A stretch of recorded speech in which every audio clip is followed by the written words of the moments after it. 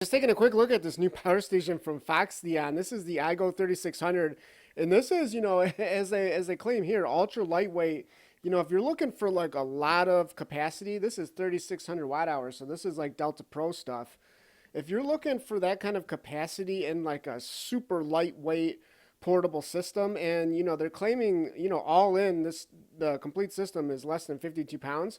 And if that's like still too much for you, the thing that really makes this product stand out is that there's basically two batteries, as you see here, and both of them are removable. And actually, before we kind of get into that, just kind of do a quick recap on this unit. There's a lot of unique features here, a lot of things that kind of make this unit appealing. And I'll kind of go into all this stuff, kind of in depth here in just a minute. But just to kind of quickly touch on this, as far as the inverter goes, we do get a 2500 watt inverter, so that's good stuff on there. We do get a bunch of USB, and those are actually tied to the battery, so we definitely got to talk about that. And then this screen is actually an e-ink screen. So this is kind of like the first thing that, first e-ink screen we've seen on a power station. That's just a good idea, right? So, and then of course, you notice that there's a little solar panel on there as well. So yeah, a lot to talk about. But let's just kind of get into the, the main feature here. So the main feature, obviously is the batteries. So they're actually using, if we jump over to this image here, they're actually using semi-solid state batteries. So this, kind of has a couple of advantages. It kind of slots halfway between NMC and LFP batteries. So basically, as far as safety is concerned, LFP is still kind of the number one for safety. And then it's kind of the same situation for the life cycles. So they're actually rating these batteries at 1500 life cycles down to 80%, the usual 80% of capacity, of the new capacity. So, that's, pretty good. Not quite LFP, but definitely better than what we see typically, just, standard NMC batteries rated at. And, so the reason you might be saying, why use, these semi-solid state batteries if they're not quite as good as LFP batteries? And the reason is the weight, the weight. So this is again, this unit all in, we're talking, is about half the weight of a Delta Pro. But the thing that really makes this unit super portable, and the reason you probably might be interested in this unit, is that as you see, there's two batteries, and they both, can both slide out basically to make this thing a little bit more portable, or very portable, in fact, because the specs on these things, actually each battery is about 17 pounds. Okay, so there's two of those, obviously. And then the unit itself without any of the batteries is also about 17 pounds. Okay, so you can actually carry all of these things independently. If you're super concerned about weight, check this out. You can actually carry all of these independently.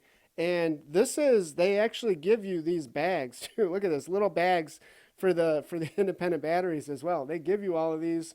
And the thing that makes these batteries kind of, really useful too, is that as you can see here, you can kind of see there's like a little power button on top, and then we get the, the little indicator lights for how much charge is left. So this, to me, they don't actually mention any of this, they don't talk about these kind of modular batteries too much in this listing. But to me, that would indicate that you could use these USBs, independently of the unit, so just have the battery. And we do just get, one of these is just a standard USB-A, one's a quick charge, and then this one is a 60 watt USB-C. So, pretty decent specs on that. And yeah, being that this thing is 3600 watt hours, with both batteries, so they're 1800 watt hours each. And like I said, 17 pounds each. So you can really see the benefit of a semi-solid state battery there. Now for the inverter, we do get 2500 watts. And one thing to note is that they actually mention in the listing, now this, I can't confirm this, but they do mention in the listing that this is actually outputting 120 volts, which is nice to see because, still a lot of these companies are putting 110 volt inverters on these things, right? I mean, it should be, the standard is 120 volts, so that's just, what we want to see. Now for the charging, we do get some decent specs here, and it's kind of interesting. Actually, in this, they're showing the solar panels here, but actually they're talking about 2,000 watts. This is from the wall. This is AC input, and there's no mention. I mean, hopefully there's there's some way to kind of slow that charge down because 2,000 watts, that's going to basically trip any of your standard breakers, right? I mean, and it's just not good for the batteries either to be kind of doing that fast charge. So hopefully there is some way to kind of select a slower charge. And then, for the solar, we do get, actually it is a little bit disappointing. Let's just say it is a little bit disappointing for 3,600 watt hour battery. We do get a maximum of 400 watts, and it is up to 40 volts. So I would have liked to, I mean, that's decent. You can still run, some normal solar panels in series, but I would have liked to have seen maybe at least, 50 volts just to ensure that you could use some bigger like residential panels with this thing. And then of course, 400 watts is, I would have liked to actually just seen all these specs doubled. And you probably noticed that there is the little the solar cell sitting on top of this thing. Now this isn't, basically this they don't even give the specs on this thing. So you're not going to want to be like using that to try to charge this unit. In fact, you don't want to have these things sitting out in the sun anyways, because they're just going to heat up. They're basically saying that, if this solar panel is just going to keep the battery from kind of self-discharging itself, right?